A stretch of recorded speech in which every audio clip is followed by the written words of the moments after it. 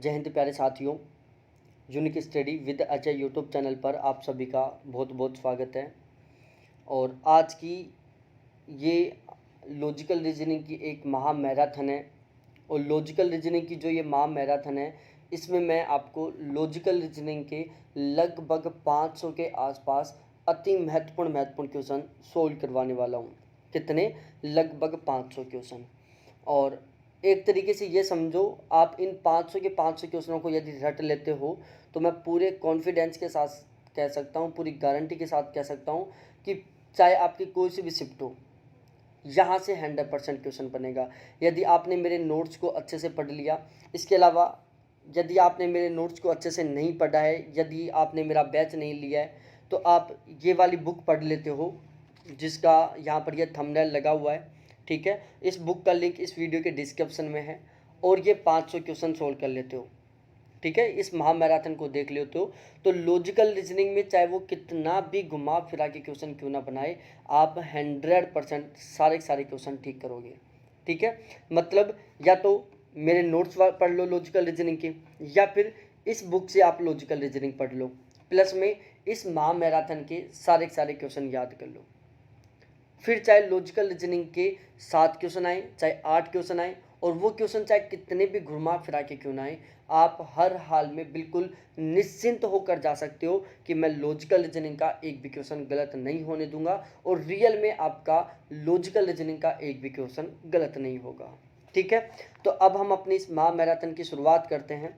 ठीक है, तो यदि आप फर्स्ट पेपर में बहुत अच्छा स्कोर करना चाहते हो तो फर्स्ट पेपर के लिए क्रैश कोर्स भी चल रहा है। क्रैश कोर्स ज्वाइन करने के लिए ये मेरे कॉन्टैक्ट नंबर हैं 7891350470। ठीक है, और आगे जो पेपर होने वाला है उसके लिए फुल बैच भी स्टार्ट हो चुका है। और ये बुक भी खरीद सकते हो यदि आप बहुत ही शानदार तरीके से, आपको बहुत ज़्यादा पढ़ने के लिए या वीडियो देखने के लिए आपके पास टाइम नहीं है, तो आप ये बुक परचेज कर सकते हैं। ठीक है, अब हम अपने वीडियो की शुरुआत करते हैं।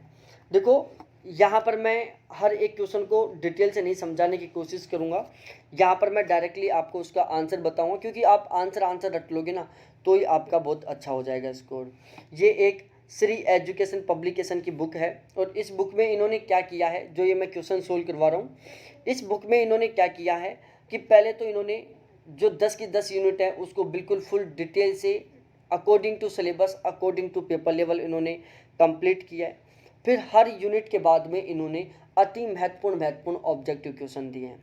ठीक है, 2021 में जो टोटल 33 शिफ्ट हुई थी, 33 के 33 पेपरों को इन्होंने यूनिट वाइज तरीके से यहाँ पर ऐड कर दिया है।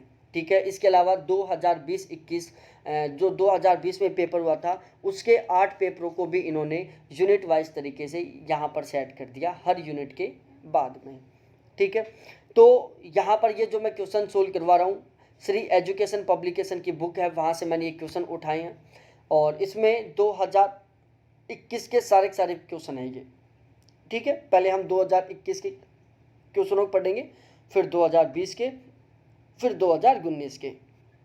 एक ही मैराथन चलेगी। एक वैध निरपेक्ष न्याय वाक्य में कम से कम एक आधारिका में हेतु अवश्य व्याप्त होना चाहिए। वैध तर्क का निष्कर्ष उसके आधार वाक्यों में निहित निष्कर्ष से अधिक नहीं होगा। ठीक है, यहाँ पर अभिकथन ये है कि एक वैध निरपेक्ष न्याय वाक्य में कम से कम एक आधारिका में हेतु शब्द पर देखो, हेतु अवश्य व्याप्त हेतु और व्याप्त होना चाहिए। वैध तर्क का निष्कर्ष उसके आधार वाक्यों में निहित निष्कर्ष से अधिक नहीं होगा। अब यहाँ पर हमें ये टोटल 4 ऑप्शन है, यहाँ पर आंसर भी सही है। देखो, यहाँ पर जो आंसर है वो बिल्कुल सही आएगा। देखो, ये दोनों के दोनों कथन बिल्कुल सही हैं कि एक वैध निरपेक्ष न्याय वाक्य में कम से कम एक आधारिका में हेतु अवश्य व्याप्त होना चाहिए। कि जो एक वैध निरपेक्ष न्याय वाक्य होता है उसमें कम से कम एक आधारिका का मतलब होता है आधार वाक्य में हेतु अवश्य व्याप्त होना चाहिए। हेतु होता है आपस में जोड़ने वाला, दो सेंटेंसों को आपस में जोड़ने का काम करता है हेतु। तो एक वैध निरपेक्ष न्याय वाक्य में कम से कम जो आधार वाक्य है ना उनके बीच में एक हेतु अवश्य होना चाहिए, उन दो आधार वाक्यों को आपस में जोड़ने वाला अवश्य होना चाहिए। वैध तर्क का निष्कर्ष उसके आधार वाक्यों में निहित निष्कर्ष से अधिक नहीं होगा।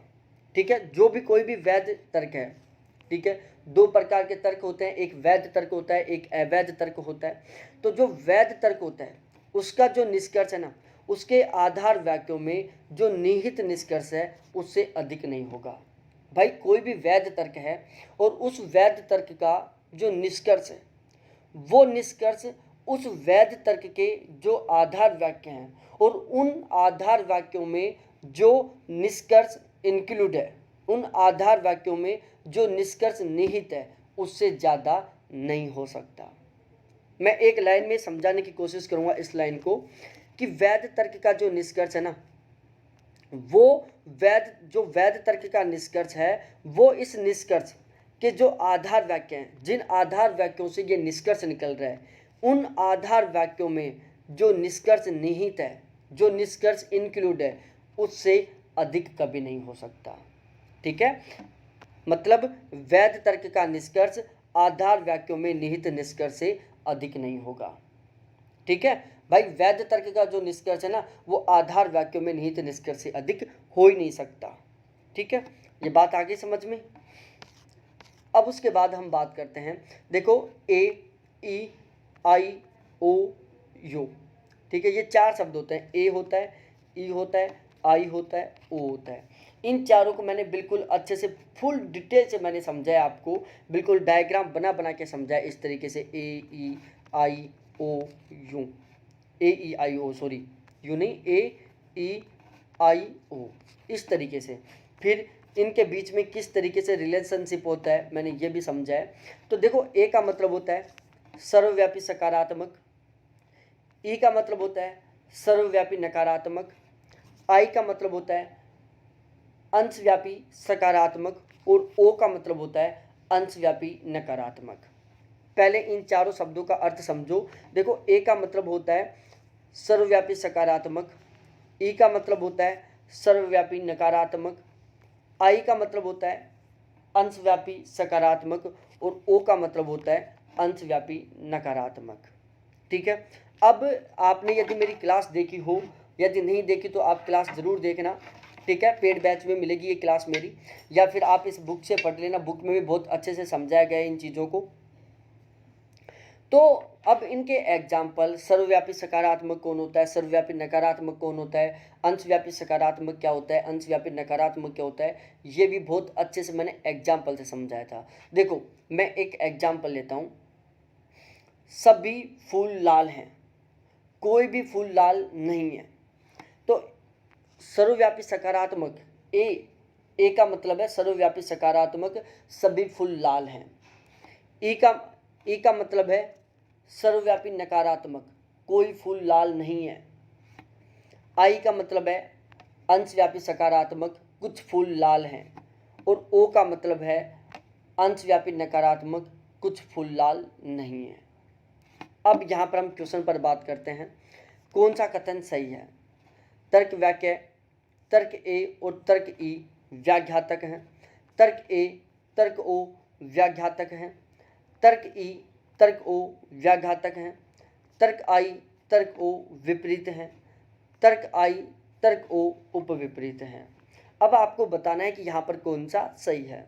देखो, यहाँ पर मैं पूरा डिटेल से नहीं समझाऊंगा, क्योंकि पूरा डिटेल से समझाऊंगा तो ये वीडियो बहुत लंबा चौड़ा हो जाएगा। तो उसके लिए या तो आपको, देखो सबसे बेस्ट सॉल्यूशन बता रहा हूँ, या तो आप ये बुक परचेज कर लो, और इस बुक का जो लिंक है इसी वीडियो के डिस्क्रिप्शन में मैंने डाल रखा है। ठीक है, तो वहाँ से सारी चीज़ें कंप्लीट हो जाएंगी। यदि आप थोड़ा डीपली पढ़ना चाहते हो, थोड़ा डिटेल से पढ़ना चाहते हो, बिल्कुल कॉन्सेप्ट क्लियर करके पढ़ना चाहते हो, तो आप मेरा बैच ले लो।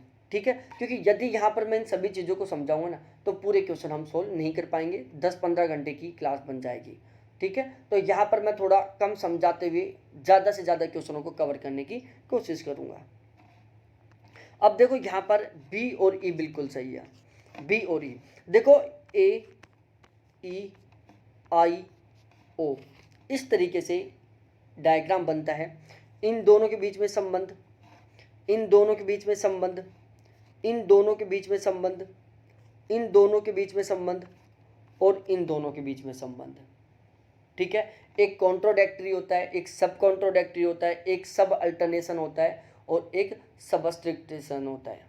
ठीक है, तो ये टोटल 4 प्रकार का संबंध है। अब देखो यहाँ पर ए ओ के बीच में और ई आई के बीच में कैसा संबंध है? व्याघातक का संबंध है। कैसा है? व्याघातक का संबंध है। ए और ओ के बीच में, ई और आई के बीच में कैसा संबंध है? व्याघातक का संबंध है। ए और ई के बीच में विपरीत का संबंध है। आई और ओ के बीच में उपविपरीत का संबंध है। ठीक है, आई ओ के बीच में उपविपरीत का संबंध है। ए ई के बीच में विपरीत का संबंध है। ए ओ और ई आई के बीच में व्याघातक का संबंध है और ई ओ और ए आई के बीच में सब अल्टरनेशन का संबंध है। किसका है? सब अल्टरनेशन का संबंध है। तो ये सारी चीज़ें बुक से कवर हो जाएंगी या फिर बैच से। तो यहाँ पर ऑप्शन बी हमारा बिल्कुल सही है, वो सॉरी ऑप्शन डी कि बी और ई बिल्कुल सही है। अब उसके बाद हम बात करते हैं, देखो उसके द्वारा सुझाई गई नीतियों में कोई गुण नहीं है क्योंकि उस पर एक बार गबन का आरोप लगा था। निम्नलिखित में से तर्क दोष की पहचान करो। यहाँ पर हमें तर्क दोष बताना है कि यहाँ पर कौन सा दोष है। कि उसके द्वारा सुझाई गई नीतियों में कोई गुण नहीं है, उसके द्वारा सुझाई गई नीतियों में कोई गुण नहीं है क्योंकि उस पर एक बार गबन का आरोप लगा हुआ है। गबन का आरोप। अब देखो यहाँ पर एक एक चीज़ को समझो आप, हर चीज़ें रटने की नहीं होती, हर चीज़ जरूरी नहीं है कि आप हर क्वेश्चन को आपको पढ़ा हुआ है तो ही सही कर पाओ। फर्स्ट पेपर है, यहाँ पूरा पूरा पेपर अंडरस्टैंडिंग टाइप का होता है। यदि आपने सही ढंग से समझ लिया तो आप बिल्कुल उसको सही कर सकते हैं। उसके द्वारा सुझाई गई नीतियों में कोई गुण नहीं है। पहली बात कि उसके द्वारा जो सुझाई हुई नीतियाँ हैं उनके बीच में कोई भी गुण नहीं है क्योंकि उस पर एक बार गबन का आरोप लगा हुआ है। ठीक है, अब इस पूरे सेंटेंस का अर्थ निकालने की कोशिश करो कि उसके द्वारा सुझाई गई नीतियाँ हैं ना, उन नीतियों में कोई भी गुण नहीं है। क्यों नहीं है? क्योंकि उस पर एक बार गबन का आरोप लगा हुआ है। अब यहाँ पर टोटल 4 ऑप्शन, पहला लाछन युक्ति, दूसरा करुणा को अपील, तीसरा अज्ञानता युक्ति, चौथा अनुचित प्राधिकार को अपील। अब इन चारों का अर्थ निकालने की कोशिश करते हैं। सबसे पहला होता है करुणा का अपील। यहाँ पर दया भाव का दया का यहाँ पर भाव होता है। तो इस सेंटेंस में कहीं पर भी हमें करुणा नहीं दिख रही, कहीं पर भी हमें दया नहीं दिख रही। ठीक है, क्योंकि यहाँ पर सेंटेंस क्या है कि उसके द्वारा सुझाया गया कोई भी नीति में गुण नहीं है। उसके द्वारा सुझाई गई नीतियों में गुण नहीं है। क्यों नहीं है? क्योंकि उसके ऊपर एक बार गबन का आरोप लगा हुआ है। तो यहाँ पर किसी तरीके की कोई हमें करुणा नहीं दिख रही, कोई दया भाव नहीं दिख रहा। अज्ञानता, यहाँ पर अज्ञानता नहीं दिख रही। क्यों नहीं दिख रही? देखो यहाँ पर ये एक सेंटेंस है कि उसके द्वारा सुझाई गई नीतियों में कोई गुण नहीं है क्योंकि उस पर एक गबन का आरोप लगा था। तो इस वाले सेंटेंस का क्या है? ये एक रीजन है कि उसके द्वारा सुझाई गई नीतियों में कोई गुण नहीं है। क्यों नहीं है? क्योंकि उसके ऊपर एक बार गबन का आरोप लगा हुआ था। तो यहाँ पर क्या है? ज्ञानता युक्ति है, यहाँ पर ज्ञान हो रहा है, तो अज्ञानता तो हो ही नहीं सकती। अनुचित प्राधिकार को अपील, यहाँ पर किसी तरीके की अनुचित प्राधिकार नहीं हो रहा। लाछन युक्ति, यहाँ पर लाछन लगाया जा रहा है। नहीं बोलते कि तू तो मेरे ऊपर झूठा लाछन लगा रही है, मतलब झूठा आरोप। ठीक है, तो उस पर एक बार गबन का आरोप लगा था। क्या लगा? उसके ऊपर गबन का आरोप लगा है। तो यहाँ पर ऑप्शन ए बिल्कुल ठीक होगा।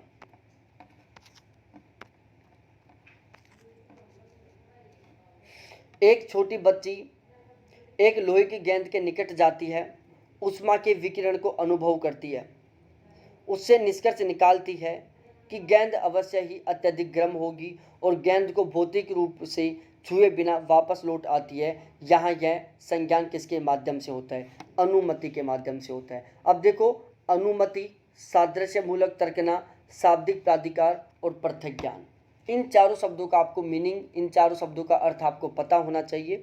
तो यहाँ पर हम बहुत लंबा टाइम ले लेंगे क्योंकि पूरे क्वेश्चन ठीक नहीं हो पाएंगे। तो आप इस एग्जाम्पल को समझने की कोशिश करो।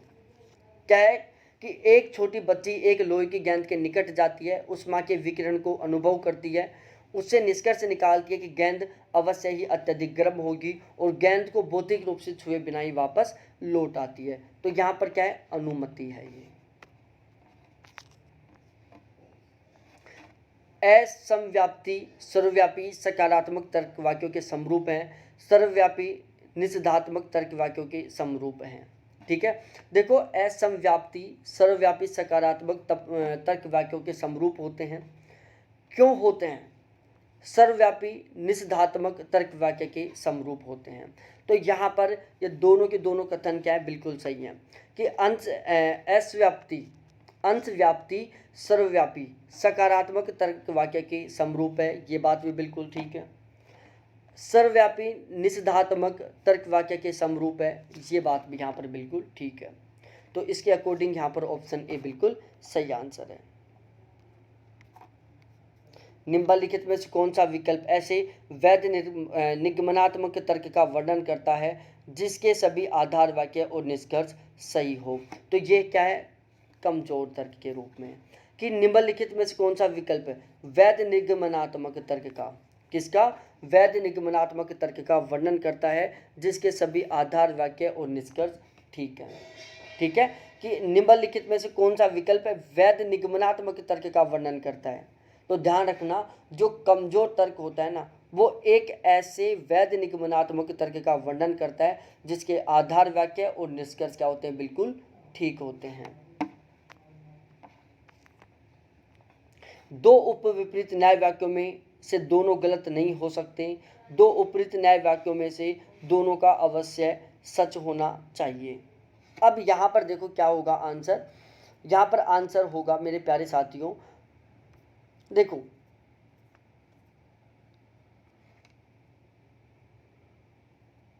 दो उपविपरीत न्याय वाक्यों में से दोनों गलत नहीं हो सकते।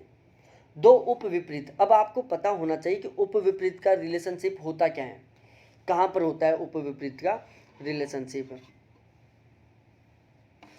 ए ई आई ओ, ठीक है, तो इस वाली कंडीशन में क्या है, उपविपरीत का संबंध होता है।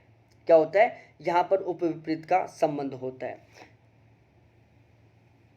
अब यहाँ पर बात होती है क्या, सबसे पहले हम उपविपरीत का संबंध इन दोनों के बीच होता है, क्योंकि यहाँ पर उपविरोधी का संबंध है, यहाँ पर विरोधी का संबंध है, यहाँ पर व्याघातक का संबंध है। तो इन दोनों के बीच में कौन सा रिलेशनशिप है, उपविपरीत का संबंध है। यहाँ पर किसका है, उपविपरीत का, सब अल्टरनेशन का रिलेशनशिप है यहाँ पर। अब देखो प्यारे साथियों, इसको मैं समझाने की कोशिश करता हूँ आपको। दो उपविपरीत न्याय वाक्यों में से दोनों गलत नहीं हो सकते। अब देखो समझाता हूँ मैं आपको। ए ई आई ओ, ए क्या है, सर्वव्यापी सकारात्मक है, और आई क्या है, अंशव्यापी सकारात्मक है। मतलब सभी फूल लाल हैं, कुछ फूल लाल हैं। तो सभी फूल लाल हैं और कुछ फूल लाल हैं, हम दोनों बातों बोल सकते हैं ना, दोनों बातें। ठीक है, तो बताओ दोनों बातें बोल सकते हैं क्या, कि सभी फूल लाल हैं कुछ फूल लाल हैं, ये बताओ, ये बात बोल सकते हैं क्या? यदि मैंने आपको बोल दिया एक बार कि सभी फूल लाल हैं, और फिर से मैंने दोबारा बोला कि कुछ फूल लाल हैं, तो बताओ ये वाले दोनों सेंटेंस सही हो सकते हैं क्या? अरे भाई, एक साइड तो मैं बोल रहा हूँ कि सभी के सभी फूल लाल हैं, वहीं दूसरी साइड में बोल रहा हूँ कि कुछ फूल लाल हैं। तो कुछ फूल लाल हैं, उस सिचुएशन में क्या है कि कुछ फूल तो लाल हैं, लेकिन बाकी के जो कुछ फूल है ना, वो लाल रंग के अलावा हैं। जो आई शब्द है ना, ये किसको बता रहा है कि कुछ फूल लाल रंग के हैं, लेकिन बाकी के जो फूल है ना, वो लाल रंग के नहीं है, वो किसी अदर रंग के हैं। और ओ ए बता रहा है कि सारे के सारे फूल लाल रंग के हैं। तो ये क्या है, दोनों गलत हो सकते हैं ना, दोनों गलत हो सकते हैं। ठीक है, दो उपविपरीत न्याय वाक्यों में से दोनों को अवश्य सच होना चाहिए। ये बात यहाँ पर इस वजह से गलत है कि दोनों को अवश्य सच होना चाहिए। यहाँ पर कोई ऐसी कंडीशन नहीं है कि उपविपरीत न्याय वाक्यों में दोनों के दोनों वाक्यों का अवश्य सच होना, ये बिल्कुल भी जरूरी नहीं है। क्या तुमने अपने माता पिता से चोरी करना बंद कर दिया? इस तर्क में निम्नलिखित में से कौन सा दोष है? तो यहाँ पर जटिल दोष है, कॉम्प्लेक्स, इसको बोलते हैं कॉम्प्लेक्स। क्या बोलते हैं? कॉम्प्लेक्स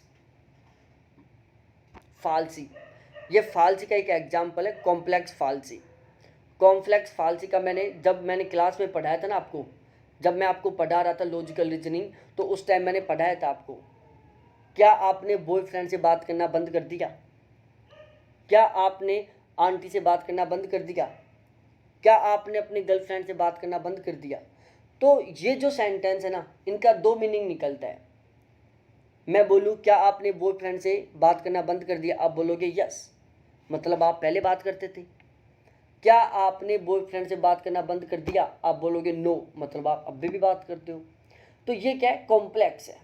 क्या हमें क्या कर रहा है? कंफ्यूजन में डाल रहा है, हमें फंसाने का काम कर रहा है ये। तो इसलिए इसको बोलते हैं जटिल या कॉम्प्लेक्स फालसी बोलते हैं इसको। ठीक है। क्या तुमने माता पिता से चोरी करना बंद कर दिया? अब इसमें यदि बोलते हो हाँ मैंने बंद कर दिया, तो क्या पता चल रहा है भाई आपने पहले चोरी की थी, आप पहले अपने माता पिता से चोरी करते थे। यदि आप बोलोगे नहीं अभी नहीं किया, तो फिर ठुकाई हो जाए कि भाई तू तो अभी भी चोरी करता है। तो ये है कॉम्प्लेक्स फालसी।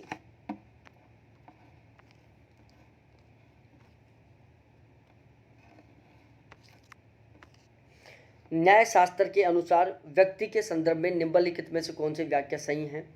सबसे पहला, यह मात्र दो अलग अलग वस्तुओं के बीच संबंध को अभिव्यक्त करता है। यह व्यक्ति समुदायों के बीच संबंध को अभिव्यक्त करता है।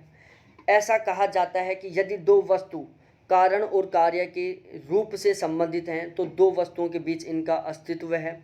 यदि दो वस्तुएं जाति और वंश के रूप में संबंधित हैं तो ऐसा कहा जा सकता है कि इसका अस्तित्व दो वस्तुओं के बीच है। तो इस कंडीशन में सही आंसर होगा बी, सी और डी। बी, सी और डी। ठीक है। न्याय शास्त्र के अनुसार व्यक्ति के संदर्भ में निम्नलिखित में से कौन से कथन सही हैं? तो ये तीन कथन सही हैं। यह व्यक्ति समुदाय के बीच संबंध को अभिव्यक्त करता है। ऐसा कहा जाता है कि यदि दो वस्तुएं कारण और कार्य के रूप से संबंधित हैं तो दो वस्तुओं के बीच इनका अस्तित्व है। यदि दो वस्तुएं जाति और वंश के रूप से संबंधित है तो ऐसा कहा जाता है कि इसका अस्तित्व दो वस्तुओं के बीच है। ठीक है। तो ये क्या है? व्यक्ति के संदर्भ में व्याख्या है न्याय शास्त्र से। न्याय शास्त्र के अनुसार जब कोई किसी विशेष स्थान पर धुआं देखता है तो वह अनुमान कर सकता है कि उस स्थान पर आग भी है। धुआं का कारण आग है और जहां धुआं होता है वहां पर आग जरूर होता है। ठीक है। अब देखो यहां पर हमें बताना है, न्याय शास्त्र के अनुसार जब कोई किसी विशेष स्थान पर धुआं देखता है, किसी स्थान पर धुआं देखता है तो वह अनुमान कर सकता है कि उस स्थान पर आग भी है। क्या कर सकता है? अनुमान लगा सकता है। बिल्कुल हम अनुमान लगा सकते हैं, जहाँ पर धुआं दिखता है वहाँ से हम अनुमान लगा सकते हैं, या वहाँ से हम अनुमान लगा लेते हैं भाई वहाँ पर आग लग रही है। ये बात बिल्कुल सही है, धुआं का कारण आग है मान लिया, और जहाँ धुआं होता है वहाँ आग जरूर होता है। अब यहाँ पर 100% बात हो रही है।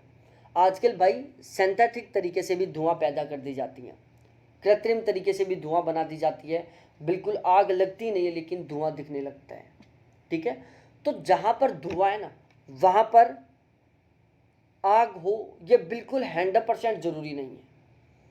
हाँ हम अनुमान लगा सकते हैं, धुआं को देखकर हम अनुमान लगा सकते हैं कि वहाँ पर आग हो सकती है, लेकिन हम बिल्कुल 100% पूरे कॉन्फिडेंस के साथ नहीं कह सकते कि जहाँ पर धुआं है वहाँ पर आग है।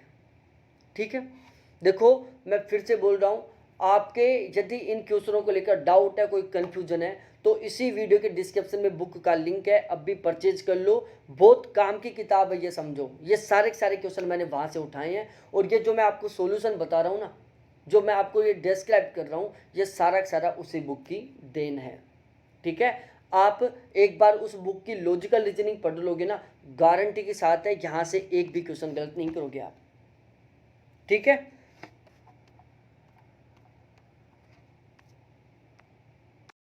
हम 11वें क्वेश्चन पर चलते हैं। और अब तक हमने बहुत डिटेल से किया है सारी चीज़ें। यदि इस तरीके से हम डिटेल से पढ़ेंगे तो बहुत लंबा चौड़ा टाइम लग जाएगा। तो यहाँ पर मैं आपको केवल क्वेश्चन सोल्व करवा देता हूँ, उसका आंसर बता देता हूँ, और आप केवल वही सजेशन है, जो कैंडिडेट बैच लिया हुआ है उसको कहीं कोई समझने में दिक्कत नहीं आएगी। दिक्कत आए तो पूछ सकते हो, मेरे कॉन्टैक्ट नंबर हैं इसी वीडियो के डिस्क्रिप्शन में। इसके अलावा आप बुक परचेज कर सकते हो। बुक परचेज करने की जो लिंक है वो इसी वीडियो के डिस्क्रिप्शन में मैंने डाल दिया है। बुक यदि मेरी बुक से भी आप इसको लॉजिकल रीजनिंग वाली यूनिट को पढ़ लोगे तो एक भी क्वेश्चन में दिक्कत नहीं आएगी आपको, ठीक है। अब क्वेश्चन नंबर 11वां, इस तर्क वाक्य में कौन सा दोष है? सभी बिल्लियाँ जानवर हैं, सभी कुत्ते जानवर हैं, इसलिए सभी कुत्ते बिल्लियाँ हैं। तो यहाँ पर 4 पदों वाला दोष, विशिष्ट आधार वाक्य वाला दोष, अवितरित मध्य पद वाला दोष, या फिर अस्तित्व परक दोष, ठीक है। तो देखो बुक में मैंने इन चारों के चारों को बहुत अच्छे से एक्सप्लेन कर रखा है। जब आप उसको पढ़ोगे तो वहाँ से समझ में आ जाएगा। और इस क्वेश्चन को सोल्व करने के लिए हमें बिल्कुल गोले वाले डायग्राम बनाने पड़ेंगे इस तरीके से, ठीक है। तो यहाँ पर ऑप्शन बी सही है। अमेरिकी भारतीय विलोपी हो रहे हैं।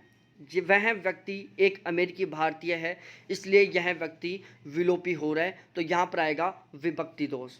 कौन सा आएगा? विभक्ति दोष। दोष 4 प्रकार के, सहती दोष है, उपाधि दोष है, उपाधि व्यक्तव दोष है, और विभक्ति दोष है। उसके बाद हम बात करते हैं वाक्य के सार्थक होने के लिए ऐसी शर्तें जिसमें शब्दों के युग्म में निर्दिष्ट वस्तुओं के संबंध में विरोधाभास का अभाव हो, निम्नलिखित में से किस रूप में जाना जाता है? ये योग्यता के रूप में जाना जाता है। देखो वाक्य के सार्थक होने के लिए, क्या? वाक्य के सार्थक होने के लिए। अब सार्थक का अर्थ क्या होता है? ऐसी शर्त जिसमें शब्दों के युग्म में निर्दिष्ट वस्तुओं के संबंध में विरोधाभास का अभाव रहता है, विरोध का बिल्कुल अभाव रहता है। तो किस रूप में जाना जाएगा इसको? तो इसको एक योग्यता के रूप में जाना जाएगा।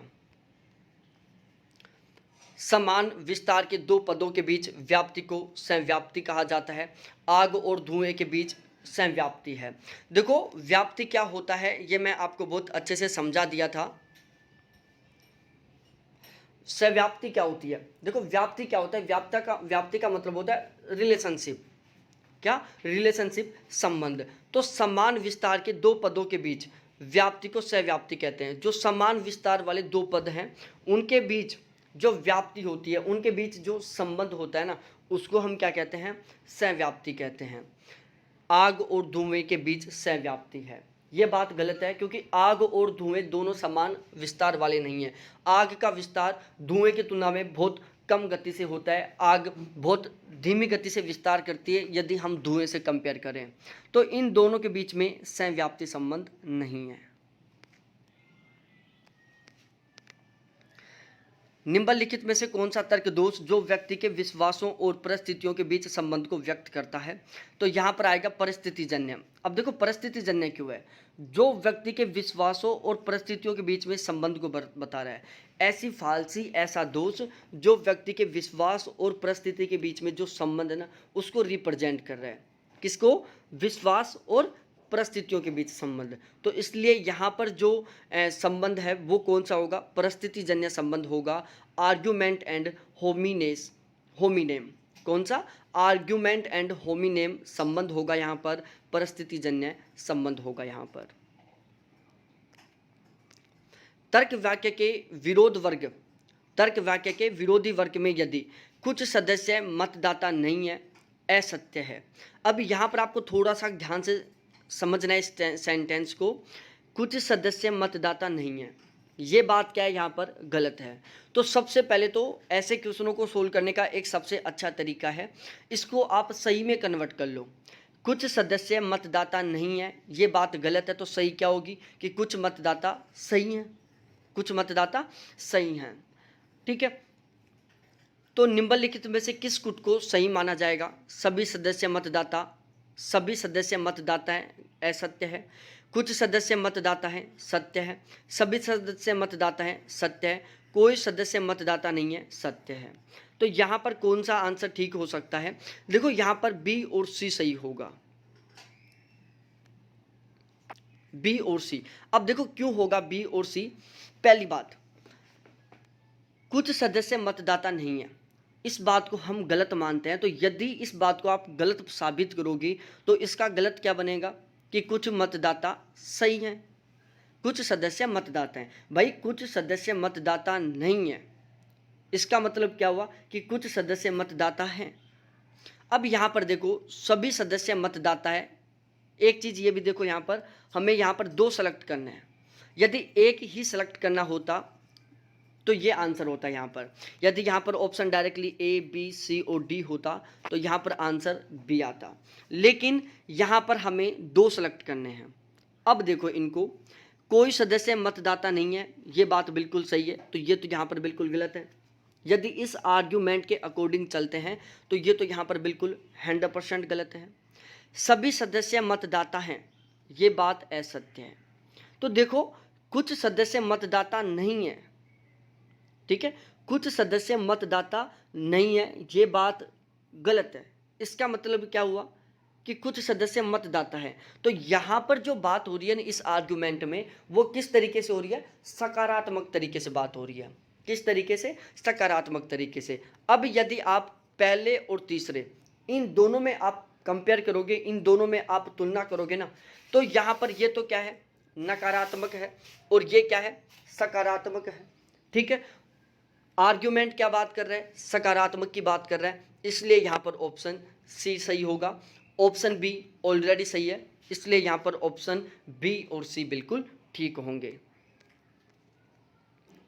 निम्नलिखित में से कौन सा कुट तर्क वाक्य के आकार और प्रकार को सही रूप से प्रस्तुत करता है। सभी व्यापारी आत्मविश्वासी होते हैं।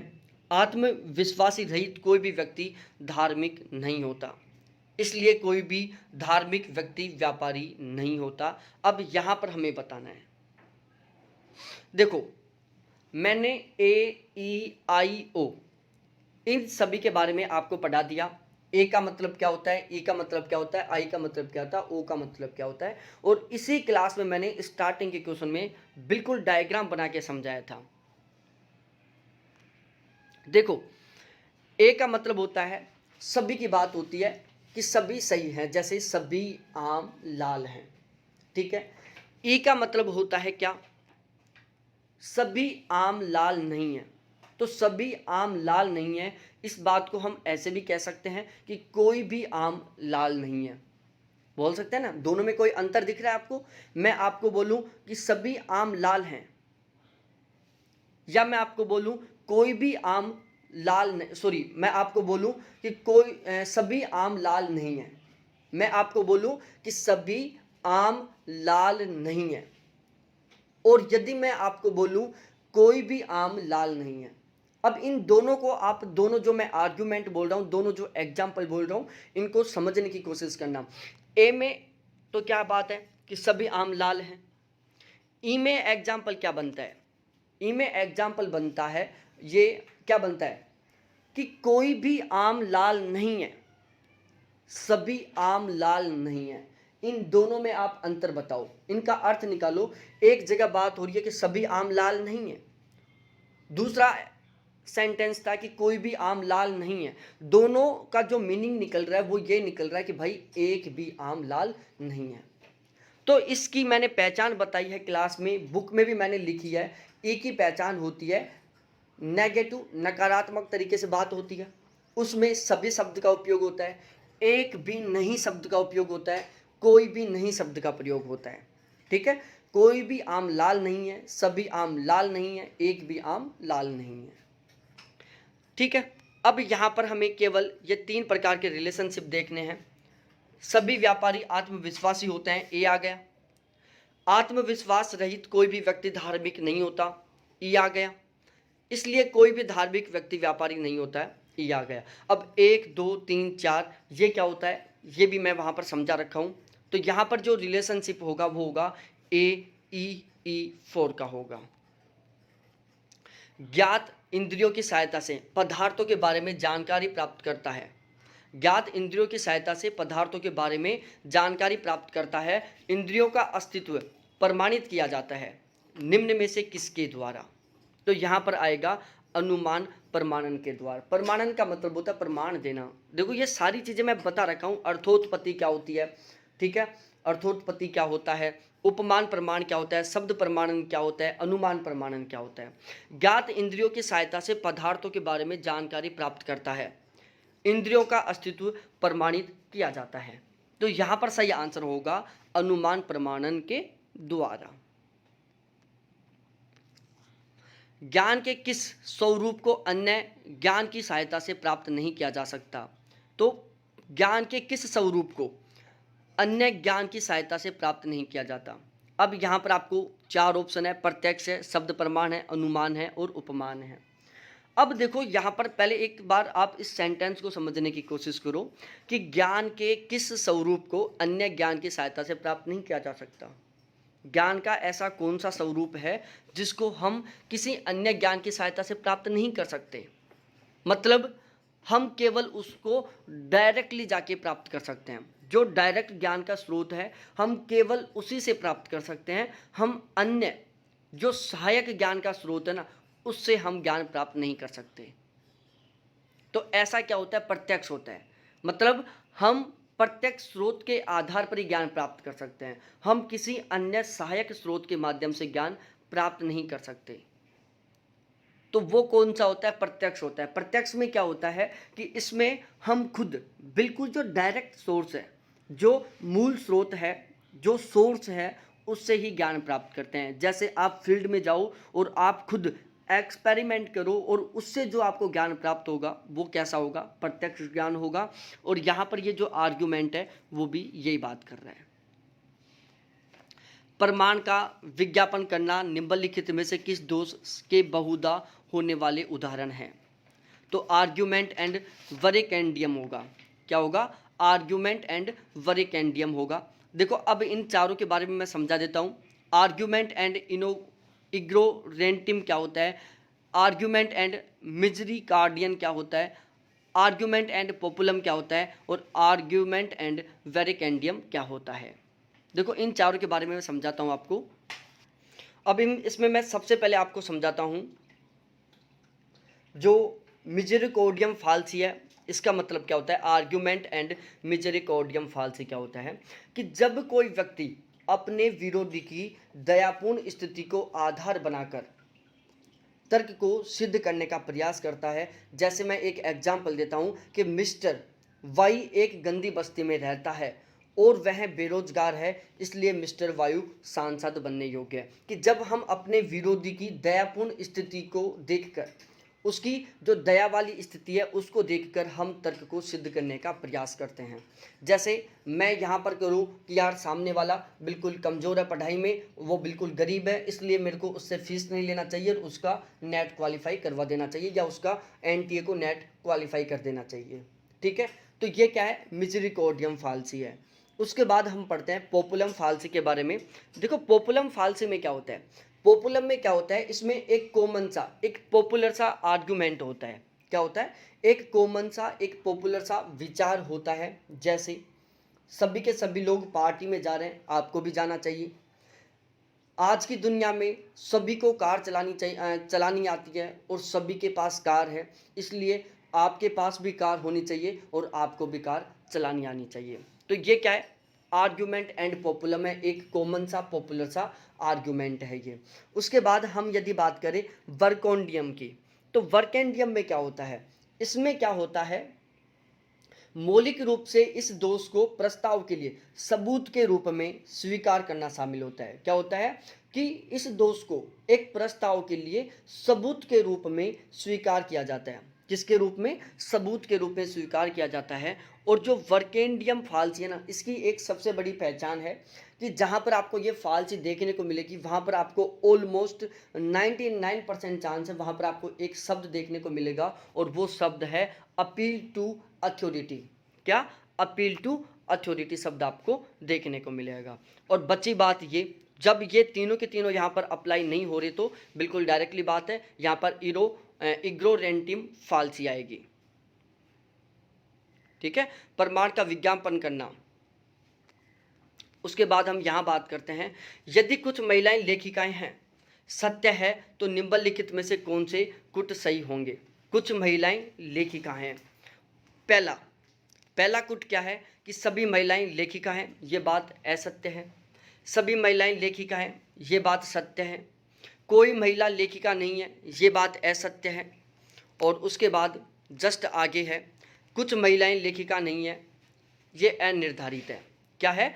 अनिर्धारित है। अब देखो यहाँ पर हमें बिल्कुल आर्गुमेंट के अकॉर्डिंग चलना है।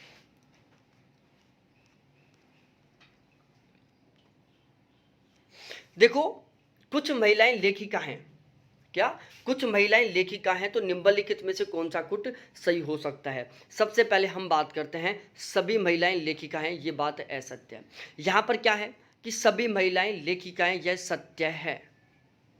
तो कौन सा कुट सही होगा? देखो एक चीज़ और ध्यान रखना, जब ऐसी कंडीशन आती है ना, जब आपको इस तरीके का आर्ग्यूमेंट देखने को मिलता है, तो आपको बिल्कुल रियलिटी में चलना है, वास्तविकता में चलना है। क्या ये बात बिल्कुल 100% ठीक है कि सभी महिलाएं लेखिका हैं?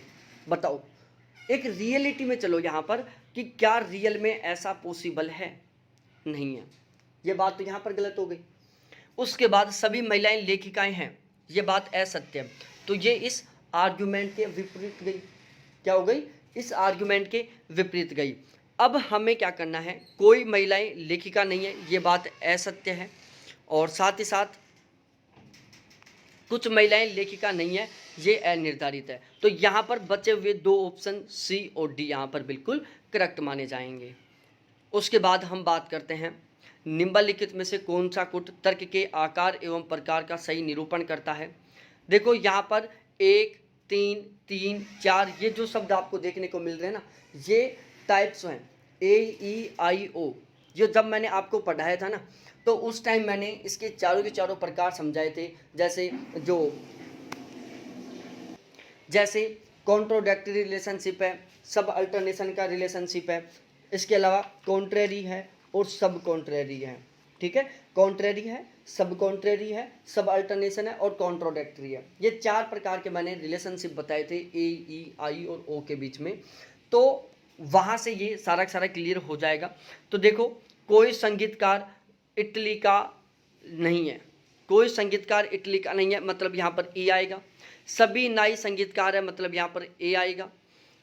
अतः कोई नाई इटली का नहीं है, यहाँ पर E आएगा। और इन दोनों के बीच में ए प्रकार का रिलेशनशिप है, फर्स्ट प्रकार का रिलेशनशिप है, इसलिए यहाँ पर होगा EAE फर्स्ट। यदि किसी मर्तबान जार को अस्थायी रूप से अपने स्थान से हटा दिया जाए तो परस्पर मर्तबान का अनिश्चित्व होगा। देखो यहाँ पर आपको ज़्यादा दिमाग नहीं लगाना है। मैं मेरा खुद का एक्सपीरियंस बताऊं तो सबसे बेस्ट बात यही है कि इन क्वेश्चनों को आप एज इट इज रट लो। ठीक है, जहाँ पर समझने का आ रहा है थोड़ा बहुत उसको समझो, बाकी ऐसे कैसे एज इट इज रट लो और जो बुक है उससे वो कंटेंट पढ़ लो। बिल्कुल 100% आप सारे क्वेश्चनों को ठीक कर दोगे। ठीक है, अब यहाँ पर हम बात करते हैं उपमान, अनुमान, अर्थोत्पत्ति और अनुपलब्धि। यदि किसी मर्तबान को अस्थायी रूप से अपने स्थान से हटा दिया जाए तो फर्श पर मर्तबान का अनस्तित्व है। अनस्तित्व है, अनस्तित्व का मतलब होता है कि वो मर्तबान अब फर्श पर अवेलेबल नहीं है, मतलब वो क्या है? अनुपलब्ध है। क्या है? अनुपलब्ध है। वो उस फर्श पर क्या है? देखो दोनों शब्द बोल सकते हो। यदि किसी मर्तबान को अस्थायी रूप से अपने स्थान से हटा दिया जाए तो फर्श पर मर्तबान का अनस्तित्व है। अनस्तित्व का मतलब है कि वो मर्तबान अब फर्श पर नहीं है। तो हम ये भी बोल सकते हैं कि वो मर्तबान अब फर्श पर उपलब्ध नहीं है, मतलब वो मर्तबान अब फर्श पर अनुपलब्ध है। अनुपलब्ध है, ठीक है ना, बोल सकते हैं ना। तो यहाँ पर क्या होगा? अनुपलब्धि होगा। क्या होगा? अनुपलब्धि होगा।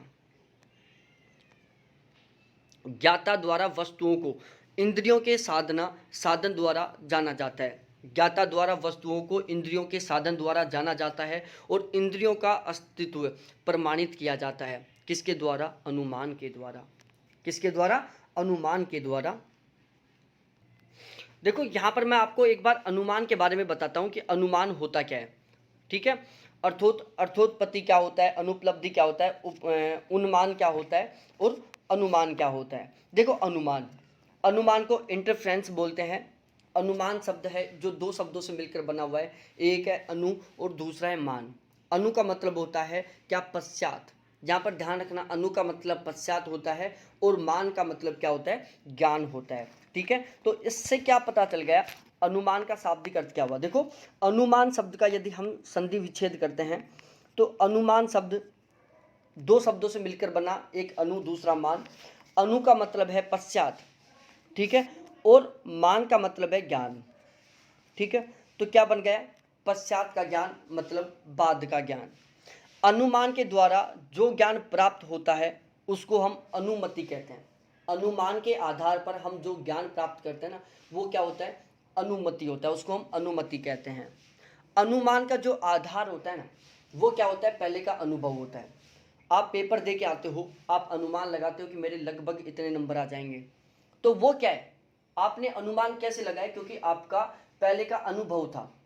आपको किसी चीज़ का बिल्कुल भी अनुभव नहीं है, आप बिल्कुल जीरो लेवल पर हैं, तो आप अनुमान नहीं लगा सकते, आप फिर तुक्का लगाओगे, अनुमान नहीं लगा सकते। अनुमान आपका कब लगेगा, जब आपको उस टॉपिक से रिलेटेड क्या है, ऑलरेडी थोड़ा बहुत नॉलेज है।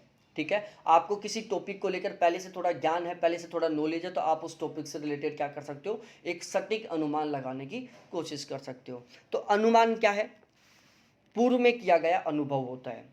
जैसे सामने पहाड़ी पर धुआं दिख रहा है, सामने की पहाड़ी पर धुआं दिख रहा है, धुएं को देखकर यह अनुमान लगाया जा सकता है कि वहां पर आग है, तो ये क्या है, एक अनुमान है। अब हमने धुआं को देखकर आग होने का अनुमान लगाया, क्यों लगाया, क्योंकि हमने पहले कहीं पर देखा था कि जब आग लगती है तब क्या निकलता है, धुआं निकलता है। हमने पहले कभी देखा था, हमने कहीं पर देखा था कि जहां आग लग रही थी वहां पर धुआं थी, या जहां धुआं थी वहां पर आग लग रही थी। तो उन चीजों को देखकर, अपने जो पहले का एक्सपीरियंस था उसके आधार पर हमने अनुमान लगा लिया, पहाड़ पर धुआं देखते कि भाई वहां पर आग लग गई, ये है अनुमान।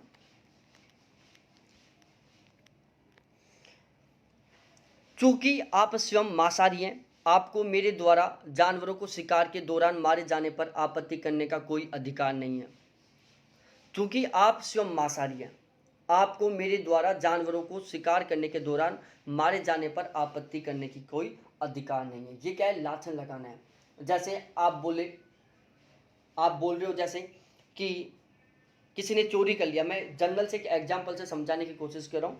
देखो, ये ऐसे क्वेश्चन है जिनको हम नॉर्मली तरीके से सोल्व कर सकते हैं, थोड़ा सा दिमाग लगाकर। देखो, करुणा का आग्रह हो नहीं सकता। अनभिज्ञता का मतलब क्या होता है, बताओ, अनभिज्ञता का मतलब क्या होता है। अब देखो, अनभिज्ञता युक्ति का मतलब क्या होता है, अनभिज्ञता का मतलब होता है जिसको ज्ञान नहीं है, जिसको बिल्कुल भी नॉलेज नहीं है। ठीक है, लाछन का मतलब होता है झूठा आरोप लगाना, लाछन लगा रहा है मेरे ऊपर। आपने लड़ाइयों में भी ये शब्द सुना होगा कि मेरे ऊपर झूठा लाछन लगा रही है, बिना काम का लाछन लगा रही है, मतलब झूठा आरोप लगाना। अनभिज्ञता का मतलब होता है बिना ज्ञान के, जिसको बिल्कुल भी नॉलेज नहीं है। लोकोत्तेजक का मतलब होता है जनोत्तेजक, मतलब जिसको लोगों के लिए क्या है, थोड़ा उत्तेजक है, वो लोगों के बारे में जानने की कोशिश कर रहा है, लोगों को उत्तेजक है। और करुणा का आग्रह का मतलब है वो दया की भावना उसके अंदर। तो चूंकि आप स्वयं मांसाहारी हैं, आपको मेरे द्वारा जानवरों को शिकार के दौरान मारे जाने की पर आपत्ति करने का कोई अधिकार नहीं है। तो इसको तो भाई ज्ञान है, अज्ञानी कैंडिडेट नहीं है ये, लोकोत्तेजक भी नहीं है, क्योंकि यहाँ पर एक स्पेशल कैंडिडेट के लिए बात की जा रही है। यहाँ पर दया भाव भी नहीं दिख रहा, यहाँ पर क्या दिख रहा है, लाछन दिख रहा है कि आप स्वयं मांसाहारी हो।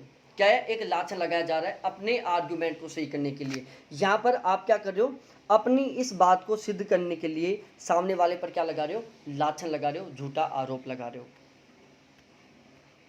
न्यायिकों के न्याय वाक्य में अनुमान के निम्नलिखित में से किस चरण में तीनों पद संश्लेषित होते हैं, तो वो होगा उपनय।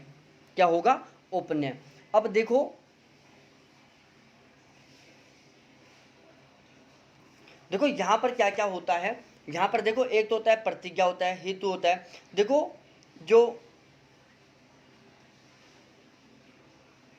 भारतीय तर्कशास्त्र की विचारधारा के अनुसार अनुमान में कुल टोटल 5 सोपान निहित होते हैं। किसमें, जो भारतीय तर्कशास्त्र है उसके अनुसार अनुमान में टोटल 5 सोपान होते हैं, जिसमें पहला प्रतिज्ञा होता है, दूसरा हेतु होता है, तीसरा उदाहरण होता है, चौथा उपनय होता है, पांचवा निगमन होता है। अब उपनय क्या होता है कि यह एक विश्व उदाहरण के लिए सार्वभौमिक प्रस्ताव का अनुप्रयोग करता है।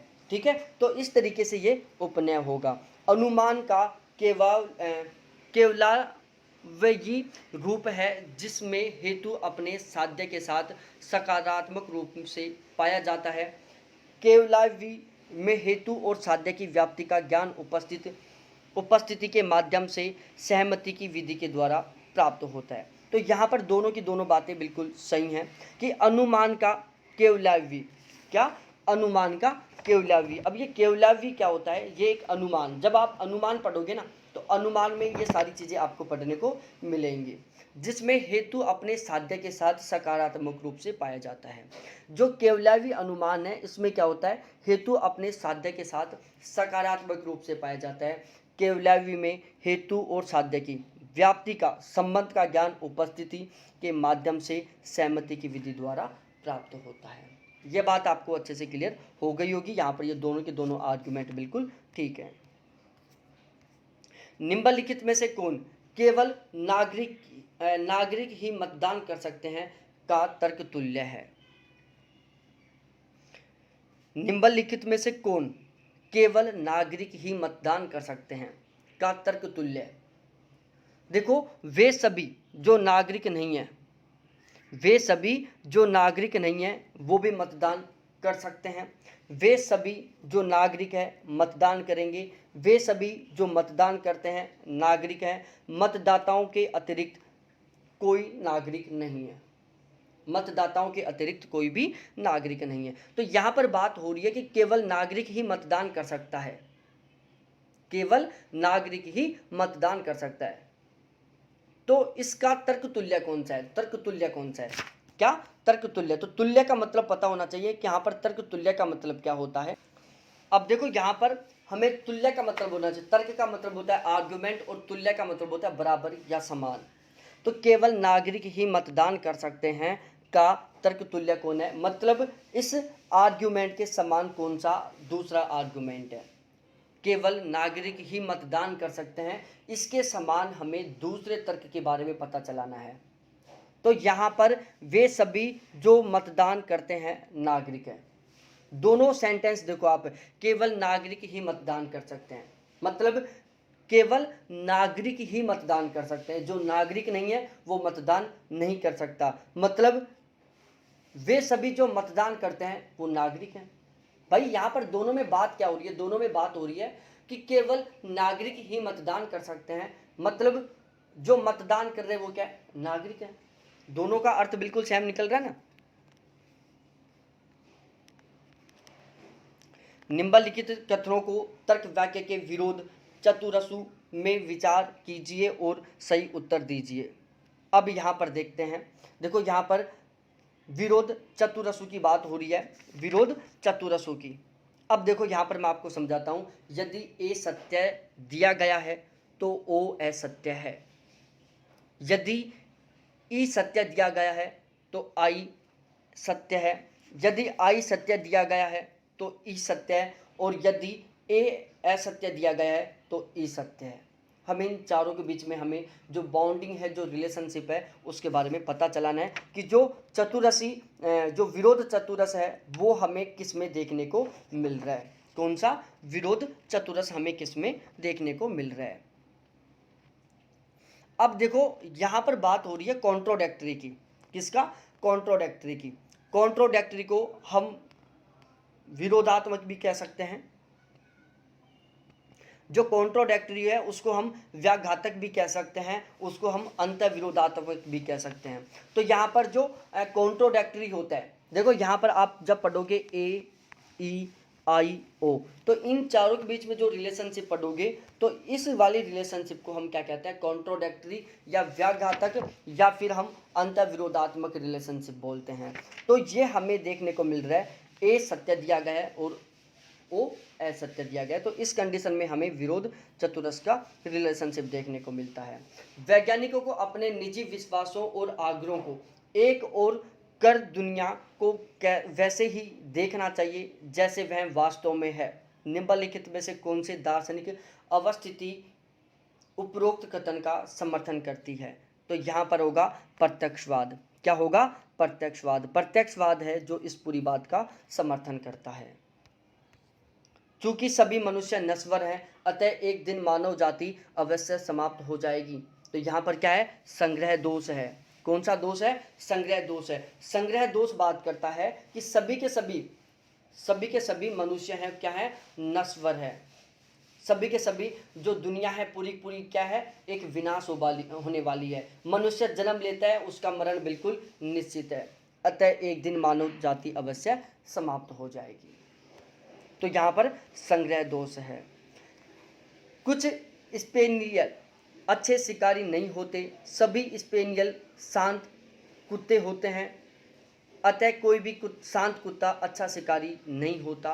तो यहाँ पर हमें कौन सा दोष देखने को मिलेगा? यहाँ पर हमें देखो प्यारे साथियों, यहाँ पर 3 सिचुएशन है। कुछ स्पेनियल अच्छे शिकारी नहीं होते, यहाँ पर हमें अव्याप्ति का गुण देखने को मिल रहा है कि शिकारी और स्पेनियल के बीच में अच्छा रिलेशनशिप नहीं बताया जा रहा है। यहाँ पर सभी स्पेनियल शांत कुत्ते होते हैं, यहाँ पर ये पक्ष की बात हो रही है। अतः कोई भी शांत कुत्ता अच्छा शिकारी नहीं होता, यहाँ पर दोष की बात हो रही है। ठीक है, तो अव्याप्त पक्ष दोष होगा। यहाँ पर न्याय विचार पद्धति में निम्नलिखित में से कौन से प्रमाण मान्य हैं? प्रत्यक्ष, अनुमान, उपमान, शब्द या अर्थोपति। तो यहाँ पर भाई साहब कौन कौन से हैं? न्याय विचार पद्धति में निम्नलिखित में से कौन से प्रमाण मान्य हैं? तो वहाँ पर भाई कौन कौन सा मान्य नहीं है? अर्थोपति मान्य नहीं है। अर्थोपति क्या है? न्याय विचार पद्धति में एक प्रमाण नहीं है। कौन कौन से होते हैं? प्रत्यक्ष होता है, अनुमान होता है, शब्द होता है, उपमान होता है। ठीक है, तो यहाँ पर अर्थोपति नहीं आएगा। देखो अर्थोपति भी आ सकता है, उसकी देखो संभावना क्या होती है, ये डिपेंड करता है क्वेश्चन पर। देखो यहाँ पर क्वेश्चन पर किस तरीके से डिपेंड करता है। देखो यदि यहाँ पर 5 ऑप्शन होते, सपोज दैट यहाँ पर ऑप्शन सी बी होता, A B C D E, पांचों के पांचों ऑप्शन होते ना, तो इस कंडीशन में ये पांचों के पांचों सही होते। ठीक है, क्यों सही होते, मैं समझाता हूँ आपको। देखो प्रमाण के जो प्रकार है ना, उसमें टोटल 6 प्रकारों को शामिल किया गया है फिलोसॉफी में। पहला प्रत्यक्ष है, दूसरा अनुमान है, तीसरा शब्द है, चौथा उपमान है, पांचवा अर्थोपति है और छठा अनुपलब्धि या अभाव है। क्योंकि कुछ जो दर्शन शास्त्री हैं, जो कुछ फिलोसोफर हैं, उन्होंने इन 6 को प्रमाण माना है। क्या माना है? प्रमाण माना है। लेकिन कुछ फिलोसोफर ऐसे भी हैं जिन्होंने अर्थोपति और अनुपलब्धि इन दोनों को प्रमाण नहीं माने। ठीक है, तो यदि हम कुछ फिलोसोफरों के अकॉर्डिंग चलें तो प्रत्यक्ष, अनुमान, शब्द और उपमान, ये 4 क्या हैं? प्रमाण हैं। और यदि हम कुछ फिलोसोफरों के अकॉर्डिंग चलें तो प्रत्यक्ष, अनुमान, शब्द, उपमान, अर्थोपति और अनुपलब्धि, ये 6 के 6 प्रमाण हैं। ठीक है, तो यहाँ पर ऑप्शन हमारे पास 4 अवेलेबल है, एक को हमें हटाना है। तो यहाँ पर कुछ विद्वानों के अनुसार अर्थोपति हट जाएगा, प्रत्यक्ष, अनुमान, उपमान और शब्द बच जाएगा। न्याय प्रणाली में के अनुसार ध्वनि एक गुण है क्योंकि यह दृश्यमान है। ध्वनि एक गुण है क्योंकि यह दृश्यमान है, तर्क दोषपूर्ण है, यह स्वरूप असिद्ध दोष है। देखो यहाँ पर क्या बात बोली गई है कि ध्वनि एक गुण है क्योंकि यह दृश्यमान है। यहाँ पर क्या है? ये जो तर्क है क्या है? दोषपूर्ण है। भाई दोष दिख रहा है इस तर्क में हमें कि ध्वनि एक गुण है, ये बात बिल्कुल सही है, क्योंकि यह दृश्यमान है। आपने कभी ध्वनि को देखा है? नहीं देखा आपने। क्यों? क्योंकि ध्वनि क्या है? अदृश्यमान है। तो यहाँ पर हमें एक दोष देखने को मिल रहा है। क्या देखने को मिल रहा है? एक दोष देखने को मिल रहा है। और यहाँ पर लिखा हुआ है बाकायदा कि ध्वनि एक गुण है क्योंकि यह दृश्यमान है, तर्क दोषपूर्ण है। ये तर्क है जो दोष युक्त है, यह स्वरूप असिद्ध दोष है। और इस दोष को हम क्या कहेंगे? क्या कहेंगे? स्वरूप असिद्ध दोष कहेंगे इसको, स्वरूप असिद्ध दोष कहेंगे इसको। अब देखो यहाँ पर तर्क वाक्य का विरोध वर्ग और सामने निष्कर्ष लिखा हुआ है, हमें मैच करना है। अगर ए सत्य है, देखो यहाँ पर मैंने बुक में बहुत अच्छे से समझा रखा है कि यदि ए सत्य है तो ई आई ओ के साथ क्या होगा, बिल्कुल एग्जाम्पल से समझा रखा है, बिल्कुल एग्जाम्पल के साथ ही मैंने क्लास में समझाया था। यदि आपने मेरी क्लास देखी होगी तो बिल्कुल फुल डिटेल से समझाया था। ठीक है ना। तो यहाँ पर हम बात करते हैं एक एक करके।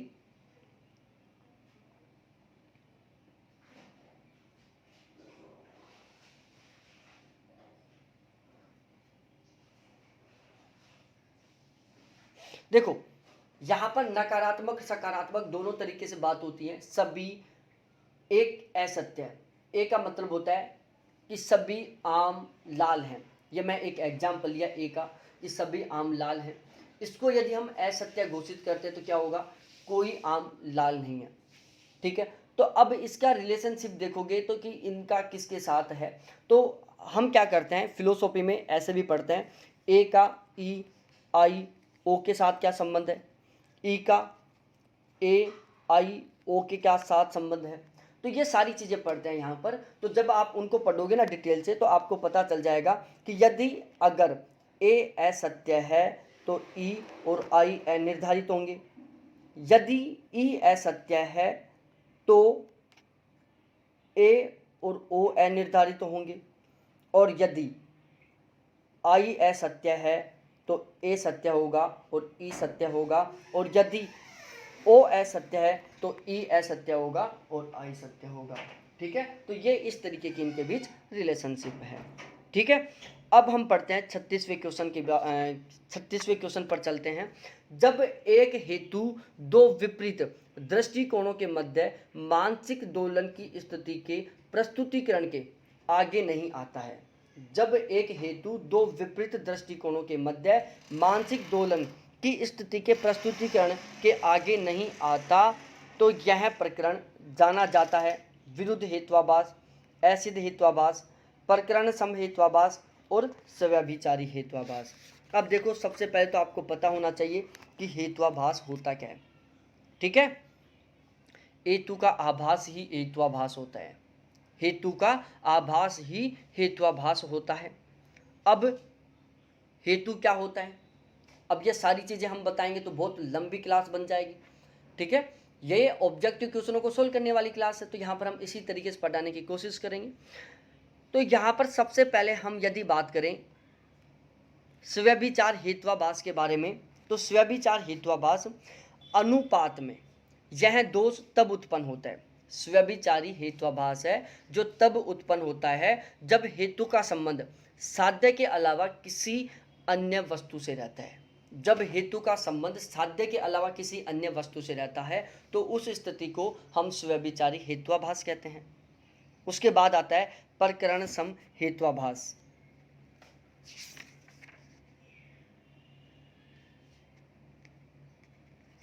ठीक है, और असिद्ध हेत्वाभास और विरुद्ध हेत्वाभास।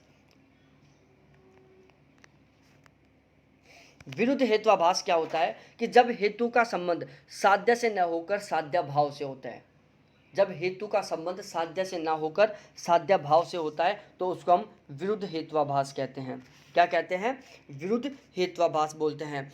प्रकरण सम हेत्वाभास क्या होता है कि जब साध्य को सिद्ध करने वाले हेतु के विरुद्ध साध्य भाव को सिद्ध करने वाला हेतु उपस्थित होता है, जब साध्य को सिद्ध करने वाले हेतु के विरुद्ध साध्य भाव को सिद्ध करने वाला हेतु उपस्थित होता है तो उसको हम प्रकरण सम हेत्वाभास या सत्य प्रतिपक्ष हेत्वाभास भी, सत्य प्रतिपक्ष हेत्वाभास भी कहते हैं। अब यहाँ पर देखो, जब एक हेतु दो विपरीत दृष्टिकोणों के मध्य मानसिक दोलन की स्थिति के प्रस्तुतिकरण के आगे नहीं आता तो इस स्थिति में होगा प्रकरण सम हेत्वाभास होगा। 3 क्वेश्चन और सोल्व कर लेते हैं, उसके बाद फिर हम नेक्स्ट क्लास मिलेंगे। तर्क दोष का नाम बताओ। कुछ अच्छे अभिनेता बलशाली मनुष्य नहीं होते, सभी पेशेवर पहलवान बलशाली पुरुष होते हैं, इसलिए सभी पेशेवर पहलवान अच्छे अभिनेता होते हैं। तो यहाँ पर होगा सकारात्मक निष्कर्ष, नकारात्मक आधार वाक्य। सकारात्मक क्या है, निष्कर्ष है, निष्कर्ष यहाँ पर सकारात्मक है, आधार वाक्य यहाँ पर क्या है, नकारात्मक है। कि कुछ अच्छे अभिनेता बलशाली मनुष्य नहीं होते, सभी पेशेवर पहलवान बलशाली पुरुष होते हैं, इसलिए सभी पेशेवर पहलवान अच्छे अभिनेता होते हैं। ठीक है, तो यहाँ पर ये जो दोनों आधार वाक्य हैं वो क्या है, नकारात्मक है। यहाँ पर ये नकारात्मक इंडिकेट कर रहा है, ये बात बिल्कुल भी पॉसिबल नहीं है इसलिए, और यहाँ पर ये जो निष्कर्ष है वो क्या है, सकारात्मक है, क्योंकि इन दोनों आधार वाक्यों पर आधारित है। निम्नलिखित में से कौन निरसन के द्वारा माध्य अनुमान के रूप में लिया गया है, जिसमें अनुमानित विशेषता निरसन की प्रक्रिया का अवशेष है जो दूसरी विशेषताओं को अपवर्जित करता है? तो यहाँ पर होगा शेषवत अनुमान। अब देखो, शेषवत अनुमान, पूर्ववर्त अनुमान, संबंधोदृष्ट अनुमान, ये तीनों के तीनों अनुमान के प्रकार हैं, ये आपको पता होना चाहिए। यहाँ पर अलग अलग प्रकार के एग्जाम्पल बनते हैं, जैसे नीचे कीचड़ फैला हुआ है, कहीं बरसात हुई होगी, तो यहाँ पर हम क्या कर रहे हैं, उस घटना को देखकर, उस वास्तविक स्थिति को देखकर हम घटना के बारे में अनुमान लगा रहे हैं कि भाई यहाँ पर कीचड़ फैला हुआ है, बरसात हुई होगी। तो हमने वास्तविक स्थिति देखी कि यहाँ पर कीचड़ फैला हुआ है, उसके आधार पर हम अनुमान लगा रहे हैं कि वर्षा हुई होगी। ये क्या है, कौन सा अनुमान है ये बताओ? पूर्ववर्त अनुमान कहोगे इसको, या फिर आप इसको शेषवत अनुमान कहोगे, या फिर इसको आप बताओ कौन सा अनुमान कहोगे इसको आप?